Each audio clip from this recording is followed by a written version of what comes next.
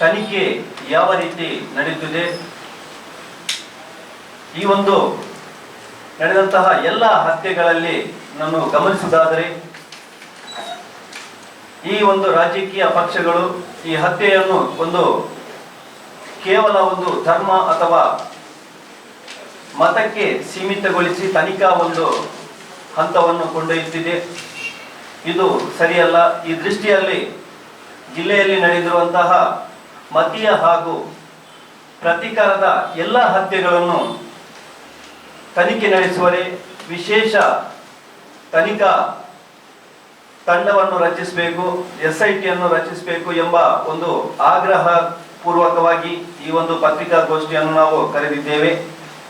ಈ ಪತ್ರಿಕಾಗೋಷ್ಠಿಯಲ್ಲಿ ನಮ್ಮ ಸಂಘಟನೆಯ ಜಿಲ್ಲಾ ಸಂಚಾಲಕರಾದ ಸದಾಶಿವ ಪಡುಬಿದ್ರಿ, ಹಾಗೆಯೇ ಜಿಲ್ಲಾ ಮಹಿಳಾ ಸಂಚಾಲಕಿ ಸರೋಜಿನಿ ಬಂಟ್ವಾಳ, ಜಿಲ್ಲಾ ಸಂಘಟನಾ ಸಂಚಾಲಕರಾದ ಕೃಷ್ಣಣ್ಣ ದಡಿ, ನಾನು ರಘು ಕೆ ಯಕ್ಕ ಜಿಲ್ಲಾ ಸಂಚಾಲಕರು, ಹಾಗೆಯೇ ದಲಿತ ಕಲಾ ಮಂಡಳಿಯ ಜಿಲ್ಲಾ ಸಂಚಾಲಕರಾದ ಕಮಲಾಕ್ಷ ಬದ್ಯಾಲ್, ಮಂಗಳೂರು ತಾಲೂಕು ಸಂಘಟನಾ ಸಂಚಾಲಕರಾದ ರುಕ್ಕಯ್ಯ ಅಮೀನ್, ಹಾಗೆಯೇ ಜಿಲ್ಲಾ ದಲಿತ ಕಲಾ ಮಂಡಳಿಯ ಮಾಜಿ ಸಂಚಾಲಕರಾದ ಸಂಕಪ್ಪ ಕಾಂಚನ್, ಜೊತೆಗೆ ಈಗ ಏನು ಹತ್ಯೆಯಾದ ಸುಹಾಸ್ ಶೆಟ್ಟಿಯನ್ನು ಏನು ಹಿಂದೂ ರಕ್ಷಕ, ಹಿಂದೂ ನಾಯಕ ಎಂಬ ಬಿಂಬಿಸುತ್ತಿದ್ದಾರ, ಅದೇ ಸುಹಾಸ್ ಶೆಟ್ಟಿ ಕೈಯಿಂದ ಹತ್ಯೆಗೊಳಗಾದ ಕೀರ್ತಿ ಅನ್ನುವ ದಲಿತ ಹುಡುಗನ ತಂದೆ ಸಂಜೀವ ನಮ್ಮೊಂದಿಗಿದ್ದಾರೆ. ಹಾಗೆಯೇ ಆ ಕೀರ್ತಿಯ ತಾಯಿ ವನಜ ನಮ್ಮ ಜೊತೆಯಲ್ಲಿದ್ದಾರೆ. ಇವರೆಲ್ಲರನ್ನು ಹಾರ್ದಿಕವಾಗಿ ಸ್ವಾಗತಿಸ್ತಾ ಈಗ ಪತ್ರಿಕಾಗೋಷ್ಠಿಯನ್ನು ಉದ್ದೇಶಿಸಿ ನಮ್ಮ ಜಿಲ್ಲಾ ಸಂಚಾಲಕರಾದ ಸದಾಶಿವ ಪಡುಬಿದ್ರಿ ಅವರು ನಿಮ್ಮನ್ನು ಉದ್ದೇಶಿಸಿ ಮಾತಾಡಬೇಕಾಗಿ ಅವರಲ್ಲಿ ಕೇಳಿಕೊಳ್ತಿದ್ದೇನೆ. ಕರಾವಳಿ ಜಿಲ್ಲೆಯಾದ ನಮ್ಮ ದಕ್ಷಿಣ ಕನ್ನಡ ಹಾಗೂ ಉಡುಪಿಯಲ್ಲಿ ಬಹಳ ಹಿಂದಿಂದ ನಾವು ಸಹೋದರರು ಎಲ್ಲ ಧರ್ಮ ಜಾತಿ ಮತಭೇದವಿಲ್ಲದೆ ಎಷ್ಟೋ ದೇವಸ್ಥಾನಗಳು ಮಸೀದಿ ಚರ್ಚ್ಗಳು ಇಲ್ಲಿ ಆಗುವಂಥ ಚಟುವಟಿಕೆ ಸೌಹಾರ್ದಯುತವಾಗಿ ನಡೀತಾ ಇತ್ತು. ಏನೂ ಕುಂದುಕೊರತೆ ಇಲ್ಲ, ಅವರವರ ಚಟುವಟಿಕೆಗಳು ಏನು ಸೌಹಾರ್ದಯುತವಾಗಿ ನಡೀತಾ ಇದ್ದ ಒಂದು ಕಾಲಘಟ್ಟದಲ್ಲಿ ಕೆಲವು ದಶಕಗಳ ಈಚೆಗೆ ಕೆಲವೊಂದು ಸ್ಥಾಪಿತ ಹಿತಾಸಕ್ತಿಗಳು ತಮ್ಮ ಬೇಳೆ ಬೇಯಿಸಿಕೊಳ್ಳೋಕ್ಕೆ ಈ ಧರ್ಮಗಳ ಮಧ್ಯೆ ಕಂದಕವನ್ನು ತೋಡಿ ಅಮಾಯಕ ಜನರ ಬಲಿಯಾಗುವಂತೆ ಮಾಡುವಂಥದ್ದು ರಾಜಕೀಯವಾಗಿ ಅವರು ಉಪಯೋಗಿಸಿಕೊಳ್ತದ್ದು ನಮ್ಮ ಗಮನಕ್ಕೆ ಬಂದಿದೆ. ಇಲ್ಲೆಲ್ಲ ನಾವು ಗಮನಿಸ್ತೀವಿ ಅಂದರೆ ಇವರು ಯಾರೆಲ್ಲ ಈ ಥರ ಕೃತ್ಯಕ್ಕೆ ಪ್ರಚೋದನೆ ಕೊಡ್ತಾರೋ ಅವ್ರು ಯಾರು ಮೇಲ್ನೋಟಕ್ಕೆ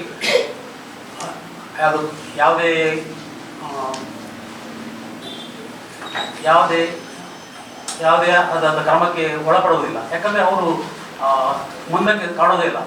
ಯಾರು ಪ್ರಚೋದನೆಗೆ ಒಳಪಡ್ತಾರೋ ಅವರು ಎಲ್ಲ ಅಮಾಯಕರೇ, ಹೆಚ್ಚಿನವರೆಲ್ಲ ಅವರು ಯಾವುದೋ ಆಮಿಷಕ್ಕೊಳಗಾಗಿ ಕಳ್ಕೊಳ್ತಾ ಇದ್ದಾರೆ. ಇಂತಹ ಸನ್ನಿವೇಶದಲ್ಲಿ ನಾವು ತುಂಬ ಜನ ಇದ್ದೀವಿ. ನಾನು ಇವಾಗಲೇ ಇಲ್ಲಿ ನಮ್ಮಲ್ಲಿ ಆಗಿರುವಂತಹ ಪ್ರಶಾಂತ್ ಪೂಜಾರಿ, ದೀಪಕ್ ರಾವ್, ಶರತ್ ಮಡಿವಾಳ, ಮಸೂದ್, ಪ್ರವೀಣ್ ನೆಟ್ಟಾರ್, ಫಾಜಿಲ್, ಅಶ್ರಫ್, ಸುಹಾಸ್ ಶೆಟ್ಟಿ ಇಂಥ ಅಲ್ಲದೆ ಗುಂಪು ಹತ್ಯೆಗಳಾದ ಅಶ್ರಫ್ ಮತ್ತು ಅಬ್ದುಲ್ ರಹಮಾನ್ ಹತ್ಯೆಗಳು ಕೂಡ ಮೇಲ್ನೋಟಕ್ಕೆ ನಮಗೆ ಮತೀಯವಾಗಿ ಕಂಡರೂ ಕೂಡ ಅದು ಇನ್ನು ಬೇರೆ ಏನೇನೋ ಇರ್ತದೆ. ಹಾಗಾಗಿ ನಾವು ಏನು ಹೇಳ್ತಾ ಇದ್ದೀವಿ ಅಂದರೆ ಇವೆಲ್ಲ ಹತ್ಯೆಗಳು ನಡೀತಾ ಇರೋದು ಅಮಾಯಕರೇ ಇರ್ಬೋದು, ಇಲ್ಲಾಂದರೆ ಬೇರೆ ಬೇರೆ ಪ್ರತೀಕಾರಕ್ಕಾಗಿ ಆಗಿರುವಂಥ ಕೊಲೆಗಳಾಗಿರ್ಬೋದು. ಆದರೆ ಇಲ್ಲಿ ನಾವು ಹೇಳ್ತಾ ಇರೋದು, ಇಲ್ಲಿ ಯಾರು ಹತ್ಯೆ ಮಾಡಿದಾರೋ ಅವರಿಗೆ ಕಠಿಣವಾದ ಶಿಕ್ಷೆ ಆಗಬೇಕು. ಅಲ್ಲದೆ ಇವರಿಗೆ ಈ ಕೇಸನ್ನು ವಿಶೇಷ ತನಿಖಾ ದಳಕ್ಕೆ ಹಸ್ತಾಂತರಿಸಬೇಕಂತ ನಾವು ನಮ್ಮ ಗೃಹ ಸಚಿವರು, ಮುಖ್ಯಮಂತ್ರಿಗಳು ಹಾಗೂ ಪೊಲೀಸ್ ಇಲಾಖೆಯನ್ನು ನಮ್ಮ ಕರ್ನಾಟಕ ದಲಿತ ಸಂಘರ್ಷ ಸಮಿತಿ ಸ್ವಾಭಿಮಾನಿ ಪ್ರೊಫೆಸರ್ ಬಿ ಕೃಷ್ಣಪ್ಪ ದಕ್ಷಿಣ ಜಿಲ್ಲೆ ಆಗ್ರಹಿಸ್ತೀನಿ. ಜಿಲ್ಲೆ ಇತ್ತೀಚೆಗೆ ಕೋಮು ಸಂಘರ್ಷ, ಕೊಲೆ, ಹತ್ಯೆ ಅಥವಾ ಈ ದೌರ್ಜನ್ಯಗಳಿಂದ ಬಹಳ ಹೆಸರುವಾಸಿ ಆಗ್ತಾ ಇದೆ. ಒಂದು ಕಡೆ ಬುದ್ಧಿವಂತರ ಜಿಲ್ಲೆ ಅಂತೇಳಿ ಏನು ಹೇಳಿಕೊಳ್ತಾ ಇದ್ದೇವೆ, ಇನ್ನೊಂದು ಕಡೆ ಸಮಾಜದೊಳಗೆ ಸಂಘರ್ಷ ಹೆಚ್ಚು ಆಗ್ತಾ ಇದೆ. ಇಂಥ ಸಂದರ್ಭದಲ್ಲಿ ಈಗಾಗಲೇ ಮೊನ್ನೆ ಬಜ್ಪೆಯಲ್ಲಿ ನಡೆದಂತಹ ಒಂದು ಪ್ರಕರಣ, ಸುಹಾಸ್ ಶೆಟ್ಟಿ ಹತ್ಯೆ ಪ್ರಕರಣ, ಇದು ಬಹುಶಃ ಇಡೀ ರಾಜ್ಯವನ್ನೇ ಬೆಚ್ಚಿ ಬೀಳಿಸಿದಂತ ಒಂದು ಘಟನೆ. ಇಂತಹ ಘಟನೆಗಳು ಇಲ್ಲಿ ನಡೀಬಾರ್ದು, ನಡೀತಿದೆ. ಸೊ ಇಂತಹ ಸಂದರ್ಭದಲ್ಲಿ ಈ ಘಟನೆಗಳ ಹಿಂದೆ ಯಾರ್ಯಾರು ಇರ್ತಾರೋ ಅಥವಾ ಇದಕ್ಕೆ ಪ್ರಚೋದನೆಗಳು ಏನ್ ನಡೀತದೋ ಇದರ ಬಗ್ಗೆ ಕೂಲಂಕುಷವಾದಂತಹ ತನಿಖೆ ಆಗಬೇಕಾಗಿದೆ. ಅದೇ ರೀತಿ ವಾಮಂಜೂರು ಕುಡುಪು ಅಲ್ಲಿ ನಡೆದಂತಹ ಮಾಬ್ ಲಿಂಚಿಂಗ್ ಪ್ರಕರಣ ಇರಬಹುದು, ಮತ್ತೆ ಮೊನ್ನೆ ನಡೆದಂತಹ ರಹಿಮಾನ್ ಪ್ರಕರಣ ಇರಬಹುದು. ಇದು ಬಹಳ ಒಂದು ಗಂಭೀರವಾಗಿ ನಾವು ಚಿಂತಿಸಬೇಕಾದಂತಹ ಪ್ರಕರಣಗಳು. ಕಾರಣ ಅಮಾಯಕರ ಕೊಲೆಗಳೇ ಹೆಚ್ಚು ಹೆಚ್ಚು ನಡೀತಾ ಇದೆ. ಯಾಕೆ ಇಲ್ಲಿ ಪೊಲೀಸ್ ವೈಫಲ್ಯವೇ ಅಥವಾ ಜನಪ್ರತಿನಿಧಿಗಳ ಪ್ರಚೋದನೆಯೇ ಅನ್ನೋದು ಇಲ್ಲಿ ಬಹಳ ಮುಖ್ಯವಾಗಿರ್ತಕ್ಕಂಥ ವಿಚಾರ. ಇಲ್ಲಿ ಅಮಾಯಕರೇ ಹೆಚ್ಚು ಕೊಲೆ ಆಗ್ತಿದ್ದಾರೆ. ಈ ಬಗ್ಗೆ ಈ ಜಿಲ್ಲೆಯಲ್ಲಿ 10 ವರ್ಷದಿಂದ ಇತ್ತೀಚೆಗೆ ನಡೆದಂತಹ ಎಲ್ಲಾ ಪ್ರಕರಣಗಳನ್ನು ವಿಶೇಷ ತನಿಖಾ ತಂಡ ರಚಿಸಿ ಅದನ್ನು ತನಿಖೆ ಮಾಡಬೇಕನ್ನುವ ನಿಟ್ಟಿನಲ್ಲಿ ನಾವು ಇಲ್ಲಿ ಪತ್ರಿಕಾಗೋಷ್ಠಿಯಲ್ಲಿ ರಾಜ್ಯ ಸರ್ಕಾರವನ್ನು ಒತ್ತಾಯಿಸುತ್ತಿದ್ದೇವೆ. ಈಗಾಗಲೇ ಪ್ರವೀಣ್ ನೆಟ್ಟಾರ್ ಮತ್ತು ಸುಹಾಸ್ ಶೆಟ್ಟಿ ಕೊಲೆ ಪ್ರಕರಣವನ್ನು ಮಾತ್ರ NIAಗೆ ಒಪ್ಪಿಸಲಾಗಿದೆ. ಈ ಸಂದರ್ಭದಲ್ಲಿ ನಾವು ಹೇಳ್ತಾ ಇರತಕ್ಕಂಥದ್ದು ಬಹಳ ಗಂಭೀರವಾಗಿ ಹಲ್ಲೆಗೊಂಡು ಹತ್ಯೆ ಆಗಿರ್ತಕ್ಕಂಥ ಕುಡುಪು ಏನು ಮಾಬ್ ಲಾಂಚಿಂಗ್ ನ ಅಶ್ರಫ್ ಪ್ರಕರಣ ಇರ್ಬೋದು, ರಹಿಮಾನ್ ಪ್ರಕರಣ ಇರ್ಬೋದು. ಅದರ ಜೊತೆಗೆ ಯಾವ ಸುಹಾಸ್ ಶೆಟ್ಟಿಯಿಂದ ಕೊಲೆಯಾಗಿರ್ತಕ್ಕಂತಹ ಕೀರ್ತಿ ಅನ್ನುವ ದಲಿತ ಹುಡುಗನ ಹತ್ಯೆ ಪ್ರಕರಣವನ್ನು ಕೂಡ ಇವತ್ತು ವಿಶೇಷ ತನಿಖಾ ತಂಡದ ಮೂಲಕ ಅದನ್ನು ತನಿಖೆ ನಡೆಸಬೇಕಂತೇಳಿ ನಾವು ಒತ್ತಾಯಿಸ್ತಾ ಇದ್ದೇವೆ. ಯಾಕಂತ ಹೇಳಿದ್ರೆ ಇದನ್ನು ತನಿಖೆ ನಡೆಸಿ ಅದರ ಹಿಂದೆ ಯಾರು ಇದ್ದಾರೆ ಅನ್ನೋದನ್ನು ಪತ್ತೆ ಹಚ್ಚದೆ ಇದ್ರೆ ಮುಂದೆ ಇದು ಇದೇ ರೀತಿ ಕಂಟಿನ್ಯೂ ಆಗ್ತಾ ಈ ಜಿಲ್ಲೆಗೆ ಒಂದು ಕೆಟ್ಟ ಕಳಂಕ ತರುವಂತಹ ಒಂದು ಸನ್ನಿವೇಶ ಏರ್ಪಾಡಾಗ್ತಾ ಇದೆ. ಅದೇ ರೀತಿ ಪೊಲೀಸ್ ಇಲಾಖೆ ಕೂಡ ಈ ಪ್ರಸ್ತುತ ನಡೀತಕ್ಕಂಥ ಏನು ಕೋಮು ಗಲಭೆ ಇರ್ಬೋದು, ಕೋಮು ಸಂಘರ್ಷ ಇರ್ಬೋದು ಅಥವಾ ಕೋಮು ವಿಷಯದಲ್ಲಿ ನಡೀತಕ್ಕಂಥ ಹತ್ಯೆ ಆಗಿರ್ಬೋದು, ಇದೆಲ್ಲವನ್ನು ಈ ಹಿಂದಿನ ಪೊಲೀಸ್ ಏನು ಅಧಿಕಾರಿಗಳಿದ್ದಾರೆ ಅವರು ಹತ್ತಿಕ್ಲಿಕ್ಕೆ ವಿಫಲರಾಗಿದ್ರು.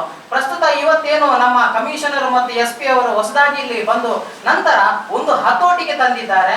ಇದು ಯಥಾವತ್ತಾಗಿ ಮುಂದುವರಿಬೇಕು. ಈ ಜಿಲ್ಲೆಯಲ್ಲಿ ಕೋಮು ಸಮಸ್ಯೆಗಳು, ಕೋಮು ಸಂಘರ್ಷಗಳು ನೆರವೇರಬಾರದು ಅನ್ನುವ ದೃಷ್ಟಿಯಲ್ಲಿ ನಾವು ಇದನ್ನು ಒತ್ತಾಯಿಸುತ್ತಿದ್ದೇವೆ. ಅದರ ಜೊತೆಗೆ 10 ವರ್ಷದಿಂದ ಇತ್ತೀಚೆಗೆ ನಡೆದಂತಹ ಎಲ್ಲಾ ಪ್ರಕರಣಗಳನ್ನು ಕೂಡ ಅದು ಏನು ವಿಶೇಷ ತನಿಖಾ ತಂಡ ರಚಿಸಿ ಅದರ ತನಿಖೆ ಮಾಡಬೇಕು, ಅದರ ಹಿಂದಿನ ಸತ್ಯಾಸತ್ಯತೆಯನ್ನು ಬಯಲುಗೊಳಿಸಬೇಕಂತೇಳಿ ನಾವು ಈ ಸಂದರ್ಭದಲ್ಲಿ ಪತ್ರಿಕಾಗೋಷ್ಠಿಯಲ್ಲಿ ಒತ್ತಾಯಿಸುತ್ತಿದ್ದೇವೆ. ಅವರ ಮನೆಯವರು ಯಾರು ತಮ್ಮನ್ನು ಹಿಡಿದಿಲ್ಲ, ಕೊಲೆಯೂ ಆಗುದಿಲ್ಲ ಅಥವಾ ಜೈಲಿಗೂ ಹೋಗುದಿಲ್ಲ. ಈ ಕೋಮು ಭಾಷಣ ಯಾರು ಮಾಡ್ತಾರ, ಕೋಮು ಹೇಳಿಕೆ ಯಾರು ಮಾಡ್ತಾರ, ಅವರ ಭಾಷಣ ಕೇಳಿ ಇವರು ಜೈಲಿಗೆ ಹೋಗ್ತಾರೆ, ಇವರ ಭವಿಷ್ಯವನ್ನು ಹಾಳು ಮಾಡ್ತಾರೆ. ನಾವು ಹೇಳೋದು ಇಷ್ಟೇ, ಇದರ ಹಿಂದಿರುವ ಪಾತ್ರದಾರರನ್ನು ಎಲ್ಲ ಸೂತ್ರಧಾರರು ಯಾರು ಅಂತ ಕಂಡು ಹಿಡಿಬೇಕು. ಸರ್ಕಾರಕ್ಕೆ ಒಂದು ಗಂಭೀರವಾಗಿ ಇದರ ಬಗ್ಗೆ ಆಲೋಚನೆ ಮಾಡಬೇಕು. ಸೂತ್ರಧಾರರನ್ನು ಕಂಡು ಹಿಡಿದು ಅವರಿಗೆ ಶಿಕ್ಷೆಗಳು ಪಡಿಸಿದ್ರೆ ಮಾತ್ರ ಈ ಒಂದು ಕೊಲೆಗಳಿಗೆ, ಜಿಲ್ಲೆಯಲ್ಲಿ ನಡೆಯುವಂತಹ ಸರಣಿ ಕೊಲೆಗಳಿಗೆ ಪೂರ್ಣ ವಿರಾಮ ಹಾಕಲಿಕ್ಕೆ ಸಾಧ್ಯ.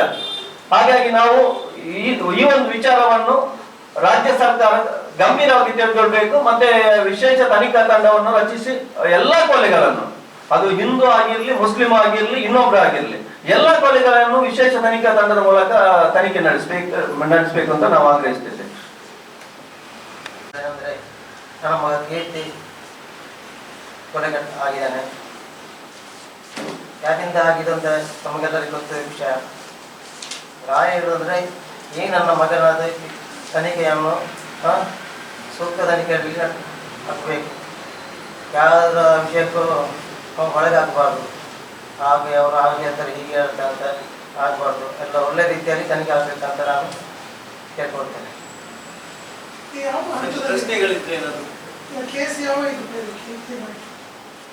ಕೇಸು ವಿಚಾರಣಾ ಹಂತದಲ್ಲಿ, ಚಾರ್ಜ್ ಶೀಟ್ ಆಗಿದೆ, ವಿಚಾರಣಾ ಹಂತದಲ್ಲಿ.